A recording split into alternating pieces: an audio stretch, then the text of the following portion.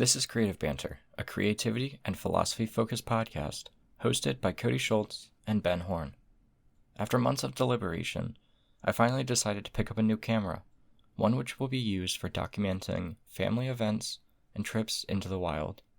This starts a conversation about film versus digital, and whether people actually care if something is photographed with either medium.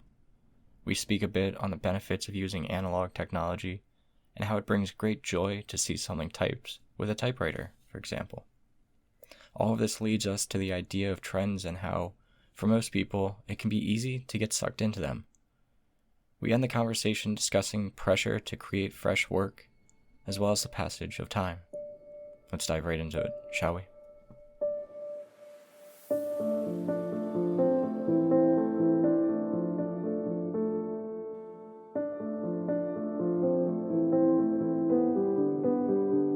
I still can't believe I forgot that. That would have been good too. That's okay. We'll make do. Did get a new camera though, so why don't we start off with that? Yeah, I'm definitely curious about that. I know that you had posted on the Discord about some sort of mystery camera that you now have. Not really a mixed mystery camera.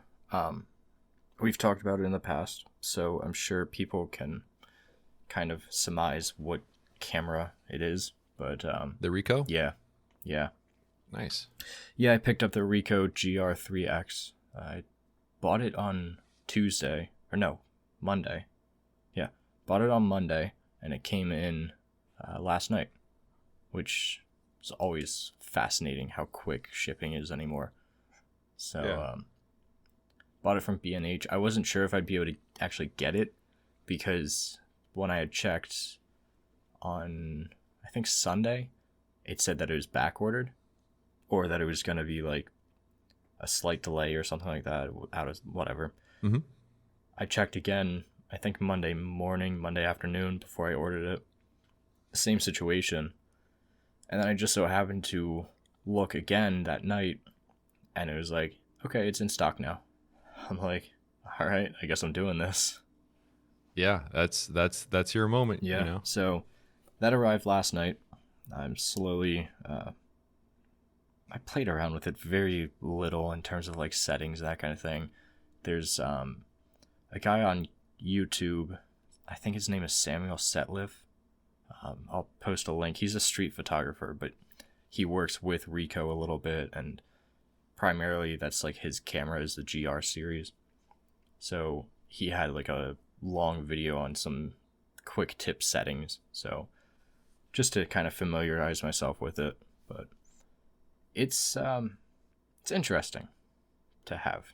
Like, I'll be using it. I think I'm going out on a hike Saturday, and then my cousin is doing like a board game night with some friends, so I'll be going over there and taking photos of that, kind of like playing around, documenting. So that'll be my first time to use it, and it'll be interesting to see how that runs through. But Yeah. I haven't seen the current version. I know that that series has been around for a little while, and I'm guessing they've done some updates and stuff. I remember in the past it was a rather Spartan kind of design. I don't know if that's still the case, or if things have changed at all. I mean, it's bare bones. Like, there's really not anything to it. There's no viewfinder to it. It's just an LCD on the back. Very minimalistic in terms of like even the menu is just very basic. Like, it's strictly what you need and nothing fancy. Like, I know that people complain about like Sony's mirrors, or not mirrors, but menus. That's why they got rid of them. Yeah, exactly. No, they complain about their Sony's menus all the time being so cluttered or whatever. And this one is like nothing. It's nice. Yeah. There's some things about it that I already don't know that I care for, or that like might feel like I'm missing out on. Mm-hmm. So I was between the Fuji X100V and this Ricoh. Mm-hmm. Well, obviously the Fuji is about $500 more or so, and it's been on like perpetual back order for at least sometime last year. Yeah. Probably close to this time last year. It's crazy. So those are obviously two huge factors. Like I didn't want to try and order it and then have it be canceled and that kind of deal. The bigger benefits to the Fuji from playing around with it, obviously, like I loved having the rangefinder, and the tilting screen was great, especially photographing my second cousin since he's still young and all over the place. Yeah. Those two things are kind of definitely downsides to having or to not having it, but I think I'll be all right with the Ricoh. I think it's going to get the job done. It's nice because it has like a touch screen to it, so I can touch where I want to focus. And since it doesn't have a viewfinder, I can leave the touch screen on and not worry about like my nose hitting something accidentally or whatever if it's not quite turned off, you know? That'll be interesting. Are you planning on sticking a lot with black and white with that, or doing color? Like what's your vision for how the images are going to be from that camera? The first thing that I did was changed it to black and white display. Cool. I figured that'd be the case. I mean, it's only been 6 years of me being black and white, so Yeah. I mean, obviously, like, so I have this board game night that I'll be photographing a bit about, and then the following weekend I have my other cousin's 30th birthday party that I offered to take some photos of because I have this and I need an excuse that I just spent $1,000, so I should probably use this. Yeah. Justify my purchases kind of deal. So if they want to convert it to color instead or something like that, it's raw files anyway. It's not a big deal. So I might do some color, but anything that's like public facing will continue to be black and white. Nice. So yeah. Yeah, it'll be interesting to see based on working with that camera, since it is so extremely different from your 4x5 kit. It'll be interesting to see how that changes your perception of things, if at all, and if you, I don't know, if it leads to some other different style of images or subjects. I know you have a different purpose for it, but I think anytime you have something like that and you are in a creative mindset while using it, I think it'll have an influence on things. So I think that'll be interesting to see how you go about using that and how the results are. Yeah, I'm curious too to see like a morning walk series that's kind of been hidden under some shelves for now, but that'll be releasing soon once I launch my website, probably next week. Oh, nice. But I still have the RB67, the Mamiya film camera that I had used for that series, so that may be replaced with the Ricoh. I'm not quite sure what I want to do with that, just because it would be a lot easier to do those kind of series with digital, a lot cheaper, for sure. But also because it's not like it's strictly for an ebook. I don't think I'll ever truly do any prints of those photographs or anything that's really portfolio kind of work, you know what I mean? Yeah. So I can kind of justify using the Ricoh for that kind of stuff, and then having the 4x5 for just this is the kind of work that really, really, really means something to me. So now, if you're to use images from that in one of the ebooks, as opposed to stuff that you shot on film, do you think, and people knew that, they knew that the images were taken digitally versus film, do you think they would view the work any differently, even if it's the same caliber of work? But do you think that they would hold the film work in higher esteem because it was shot on film, or do you think people would care? I honestly don't think people are going to care. I mean, there are ways that I could go about this that would make the film and digital work look very similar. Yeah. Like obviously the Ricoh is a 35 millimeter digital camera, so it's, 2:3 aspect ratio for it. Yeah. Versus the 4x5 for obviously 4x5 or even 6x7. So I could keep that crop, that aspect ratio, and have that be a difference, or I could crop these digital files down to 4x5, and more than likely you're not going to know. Yeah. I mean, like for the stuff that I do, I, the pictures are on my website. There's pictures in a video, which it takes very little in terms of something to look decent in a video. But I think if I was taking pictures digitally, I don't think my way of doing things and presenting things, I think it would not hold up as well. Something about the fact that, you go on a backpacking trip and you can take 8 pictures. I think that's immediately, working within those constraints, I think adds something to it. It shouldn't. I mean, it should just be an image is an image. But I do think it has an impact. But but I'm also not really, in the context of like an ebook or something like that. I think the emphasis is going to be a lot more on the writing and the story and such. But I do think if a person was opening up a book, flipping through it, I think there is something about the images on film, even though it shouldn't make a difference at all, but somehow it still does. But maybe that's just my own perception of things based on what I'm doing. Yeah, I think that's more of just your perception, because most people these days don't necessarily understand how much work goes into taking a photograph with like 4x5 or 8x10. Yeah. At least like my generation. So to kind of compare them and think that someone is going to say, oh, well, it's shot on film, so it's more valuable or more valued. I think with the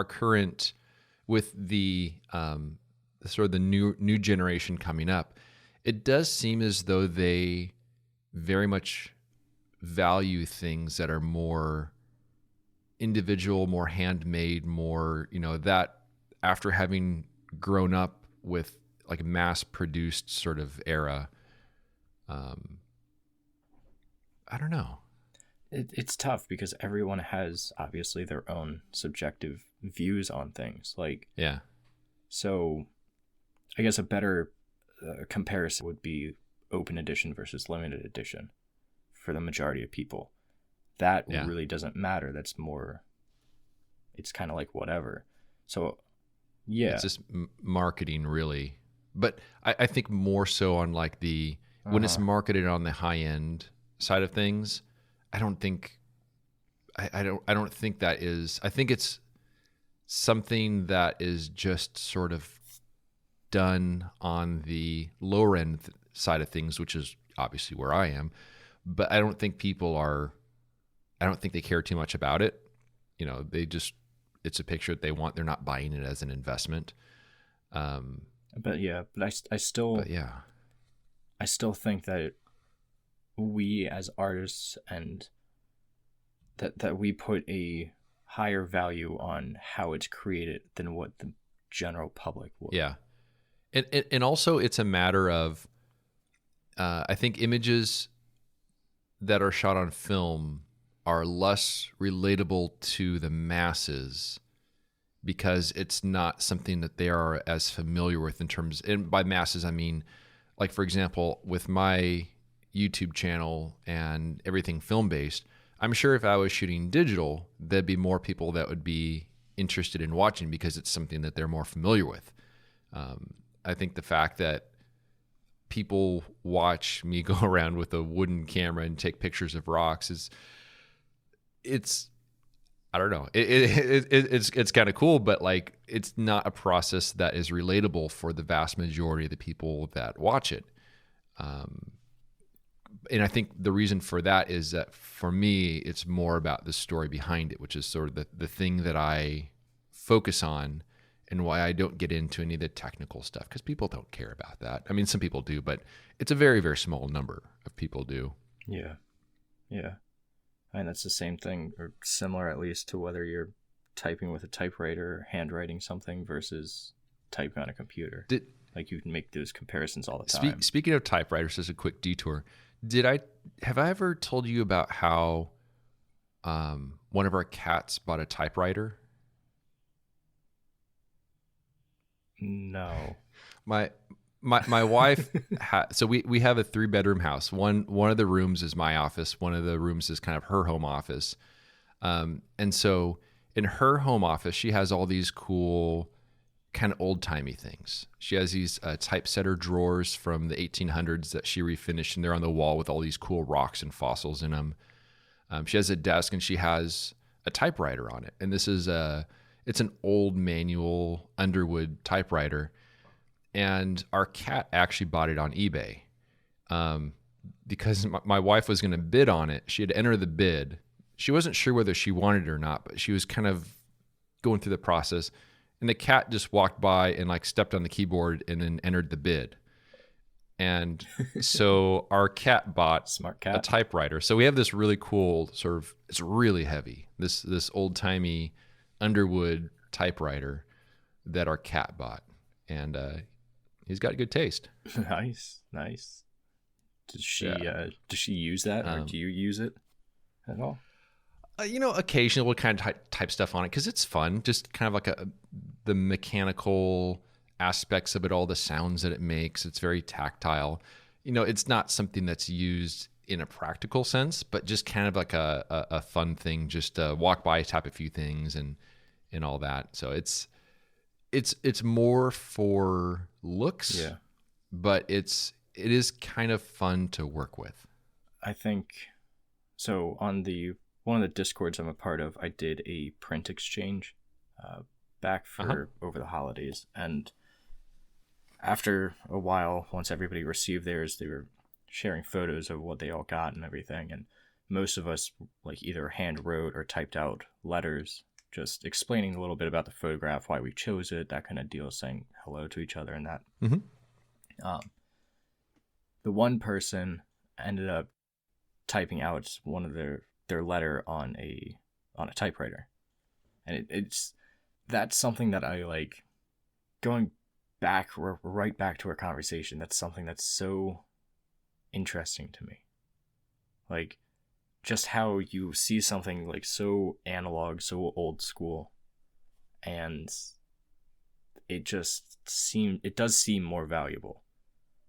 Like, it does seem... Yeah, it makes it more personal way, because you're picturing the person, sitting down, taking a piece of paper, rolling it through there, and kind of getting everything all lined up, and then typing it where every press of a key,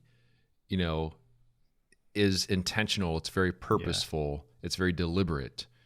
And that it's not something they start typing and they, deleted a few words and started typing again, and then spell check came on and fixed it. And in that sense, it's something that is lost a lot when it comes to the way that everything is shared electronically.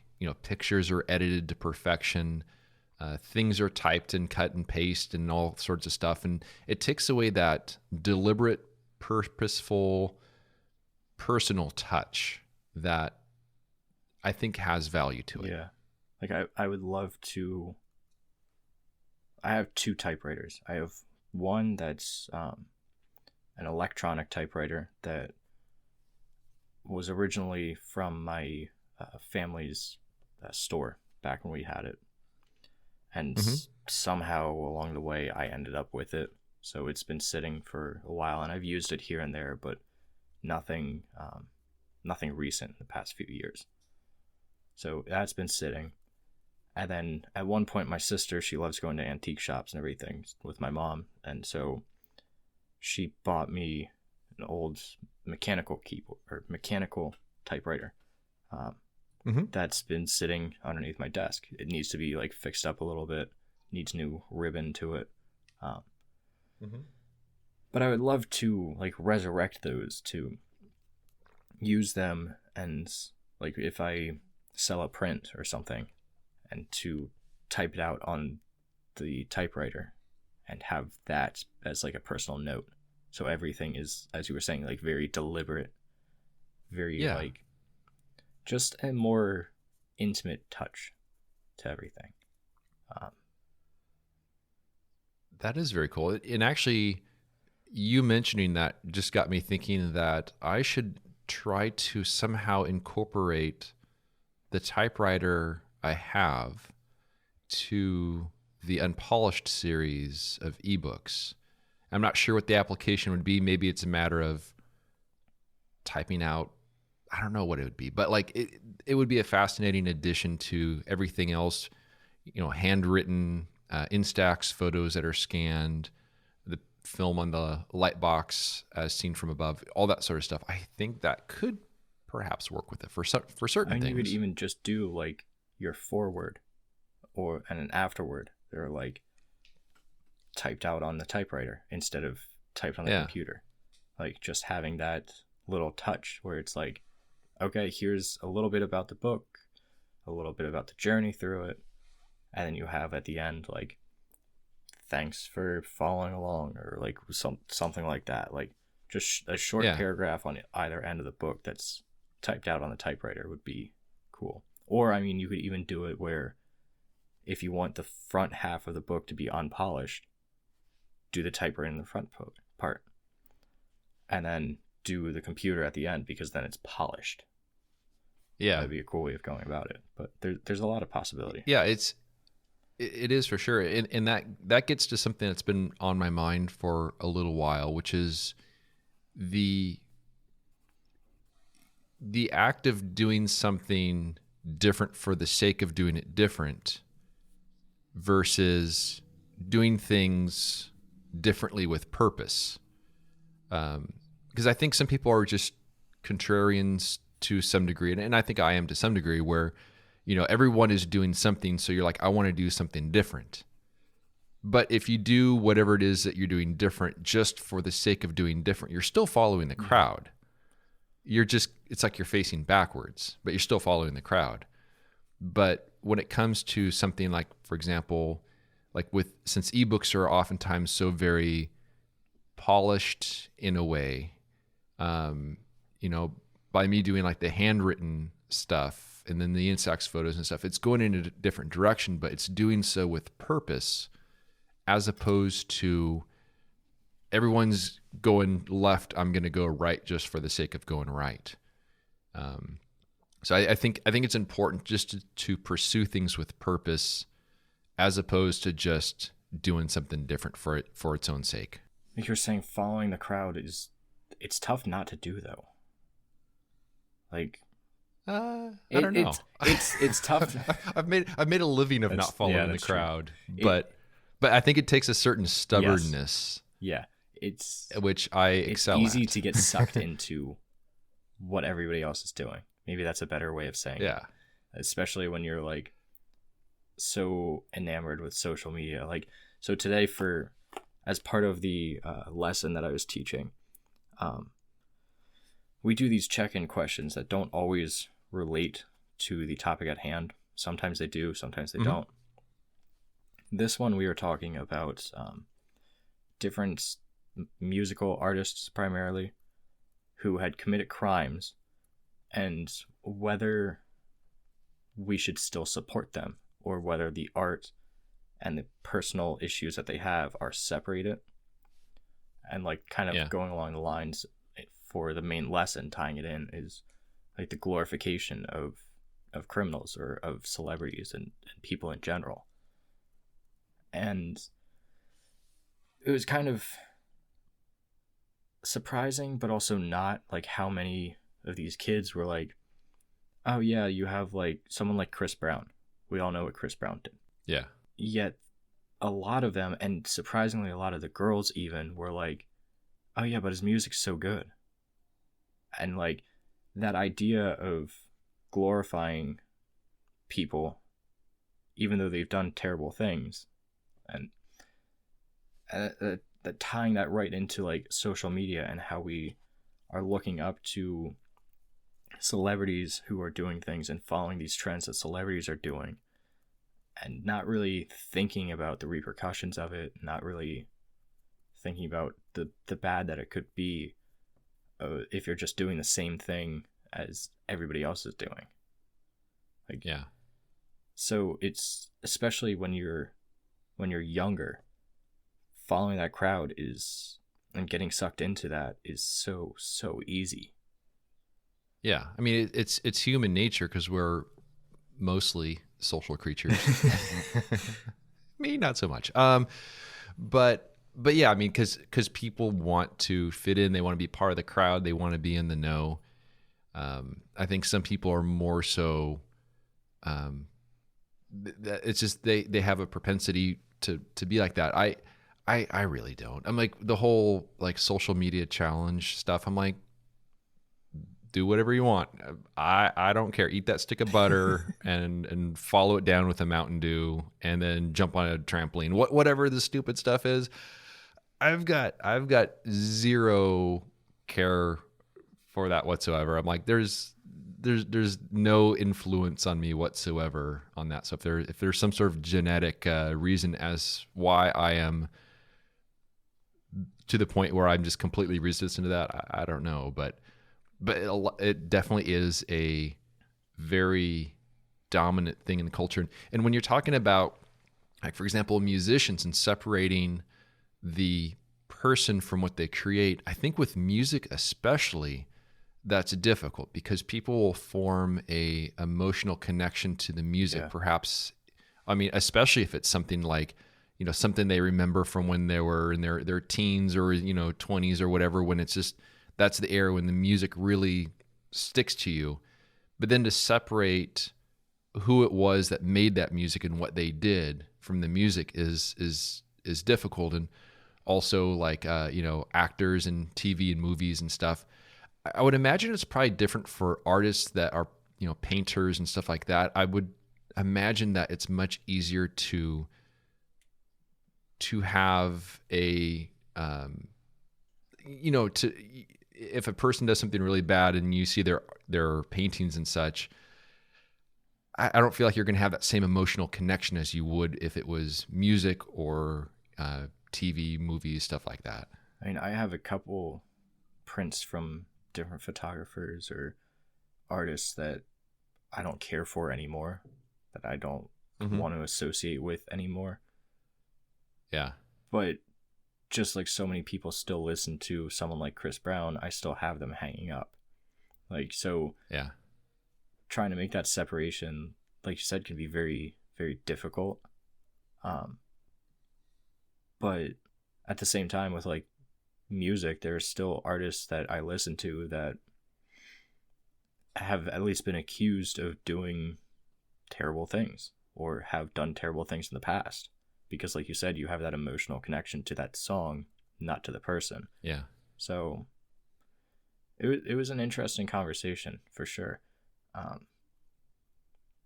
it's definitely eye-opening to really think about, which is always enjoyable when I go into each day of teaching. Yeah. But well, that's cool.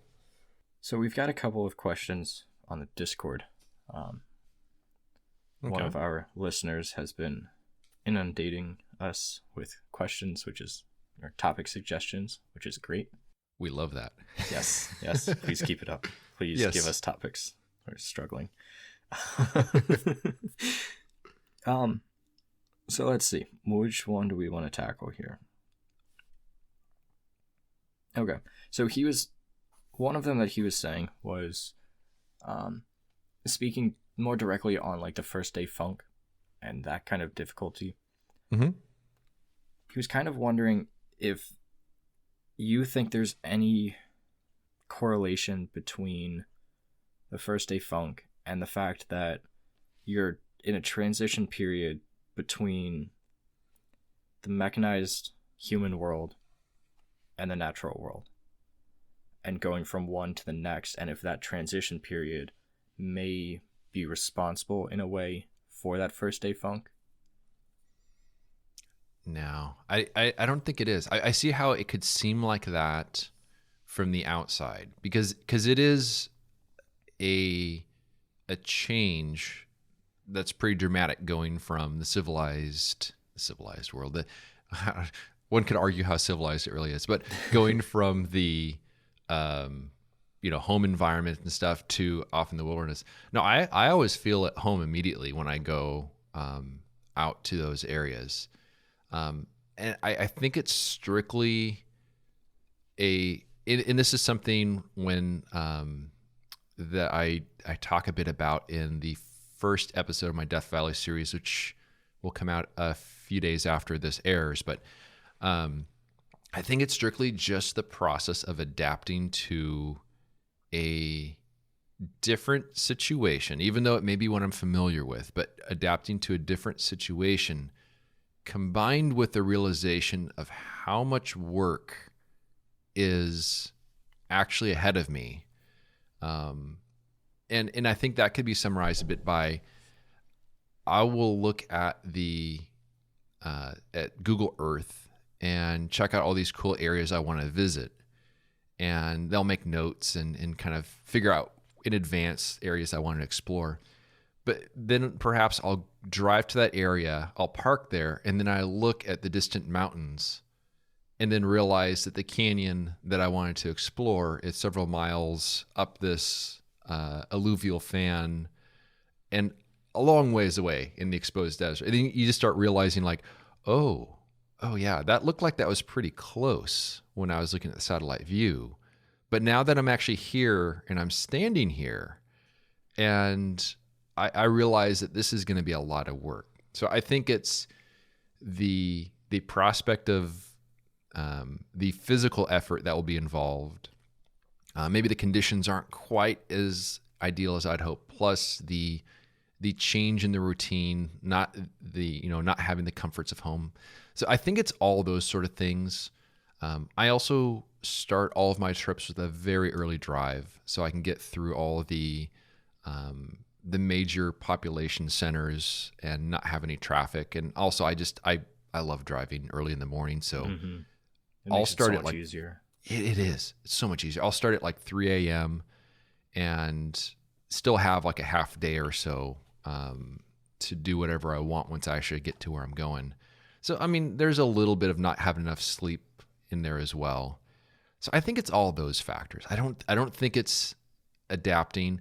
It just takes one deep inhale of wherever it is I'm going to, and just smelling all the new scents, the smell of the moisture in the soil and the leaves and the trees and the smell of everything in the wind.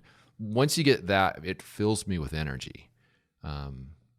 But it can be abrupt sometimes, stepping out from my car and then suddenly here I am and I realize it's going to be a lot of work. So I think that's more so what it is. And so more so just like the pressures that you're putting on yourself for that trip specifically.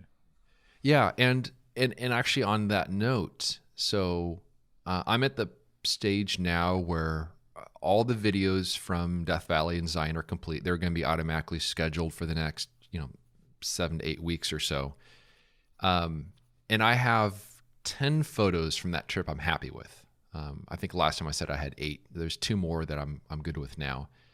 So technically I have all the images I need for the year.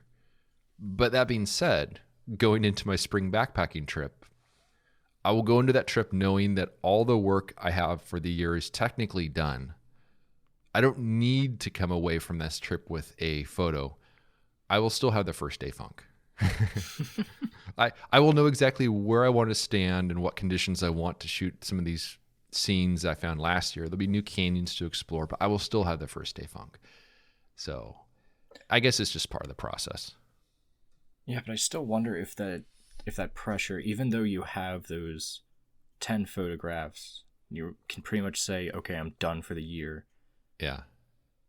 Do you think it would change, or does it change when you don't bring out your video camera?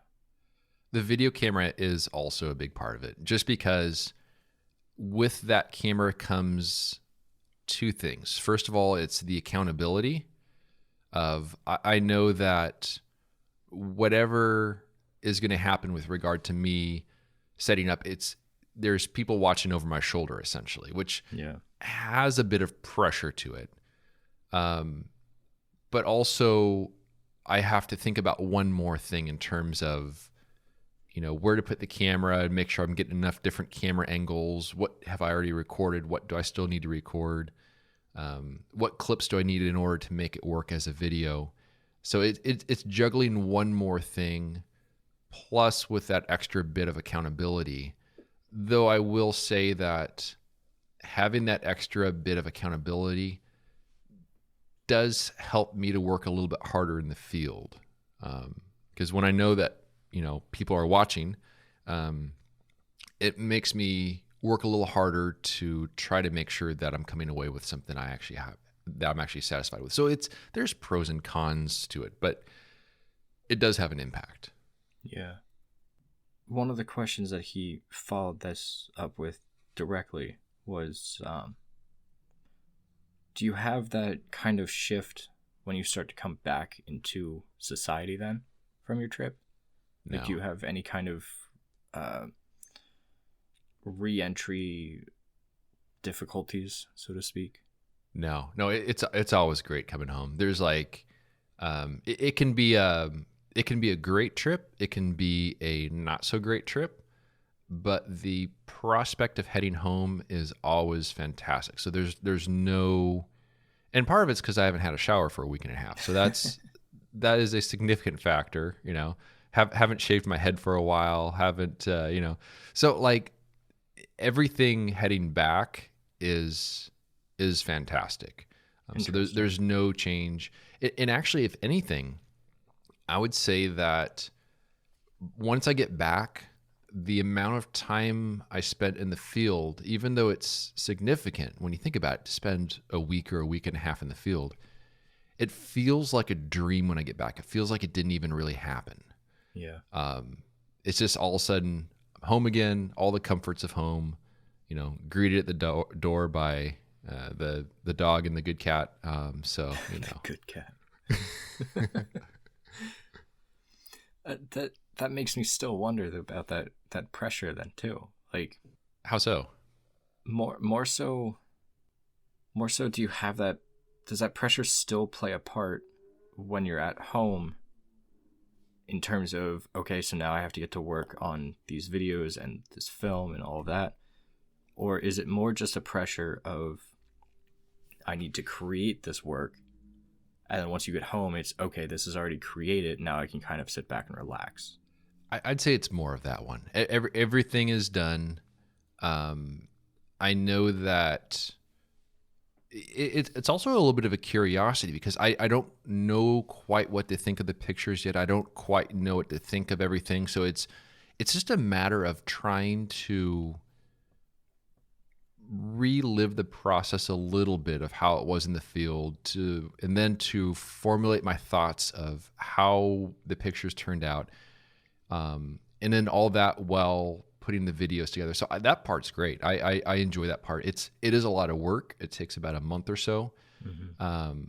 But I do enjoy that process because I feel like that slows things down enough after the fact to the point where I can formulate my thoughts on the experience and on the work. And so, and I'm at the point now where, it's been a month and a half. Has it been? It's actually been about a month since I got back from Zion. And so all the work is sort of done, and I still have several more things to do. But then the light at the end of the tunnel is being able to go out in the field again on the spring backpacking trip, and then also have the the first day funk on that one. So it's a roller coaster. It really is. It definitely seems it.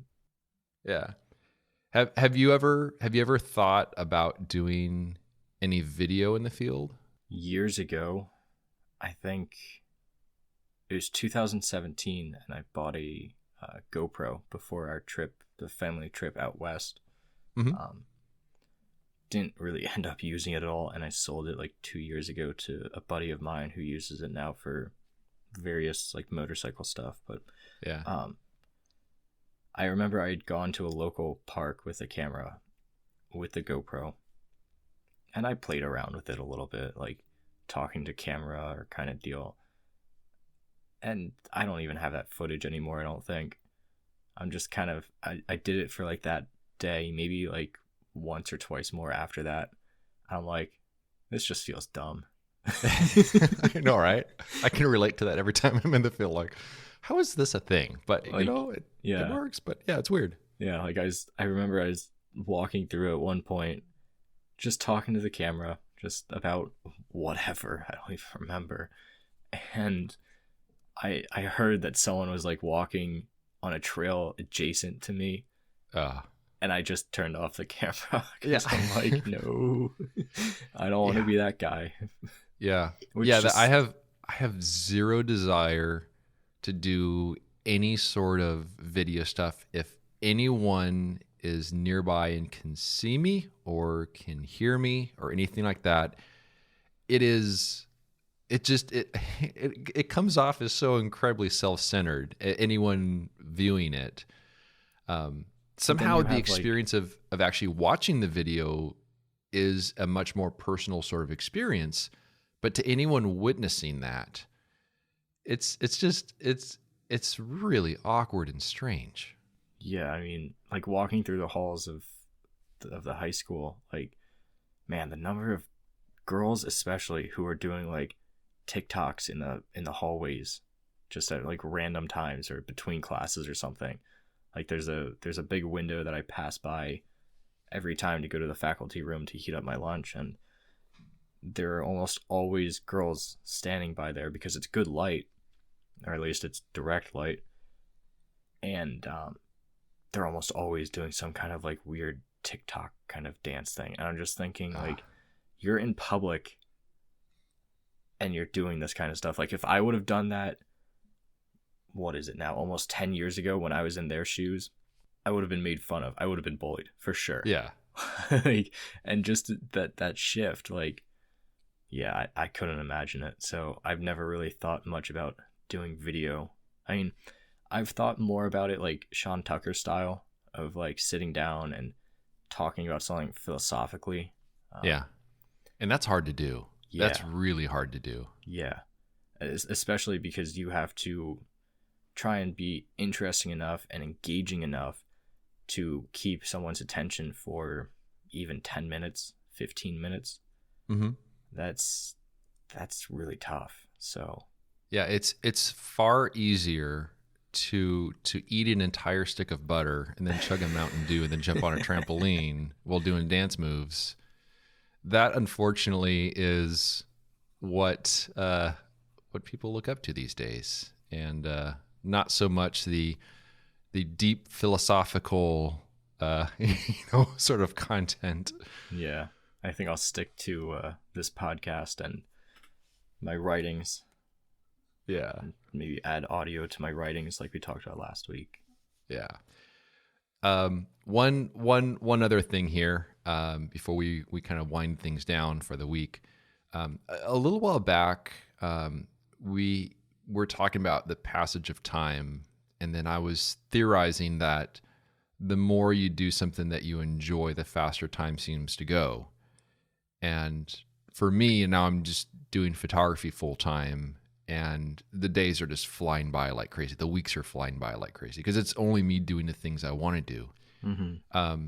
But in the next couple of weeks here, it'll be an interesting experiment, because, well, today I'm doing my taxes. Oh boy. Tomorrow I'm going to the dentist tomorrow.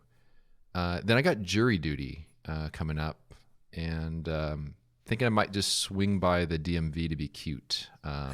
So, but we'll see how time flies when I just have my schedule loaded with not very fun things. So it'll be an interesting little social experiment. Yeah, I mean, for me, because I'm not doing something that's like always super enjoyable. Like today was rough, but this week has been going so slow. Yeah.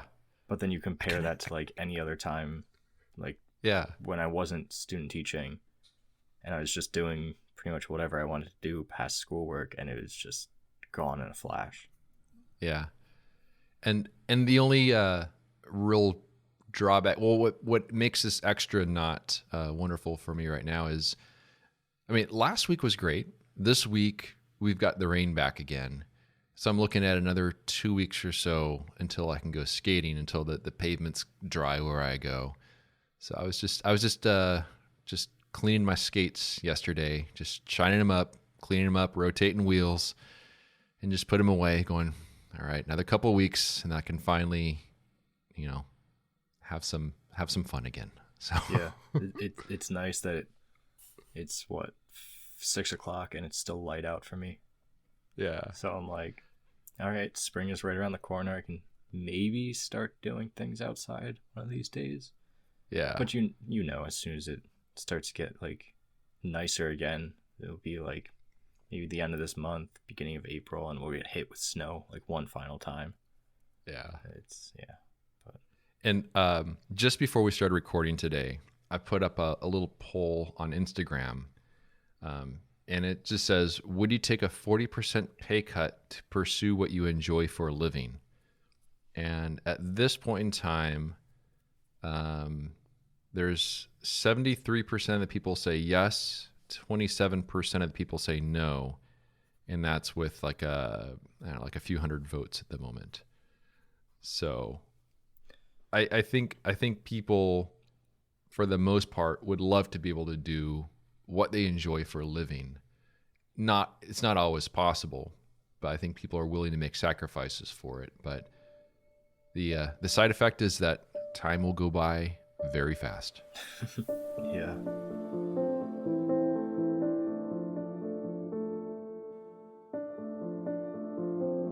I hope you enjoyed our creative banter.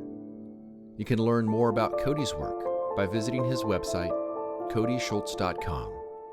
And you can find my work at benhorn.com. For further discussion, join us at patreon.com/creativebanter. It's a place where we can interact with you, the listener. And although we greatly appreciate those who contribute by joining a tier, discussions are open to everyone, whether you're a paying member or not. Thanks so much for listening, and we'll see you around next time.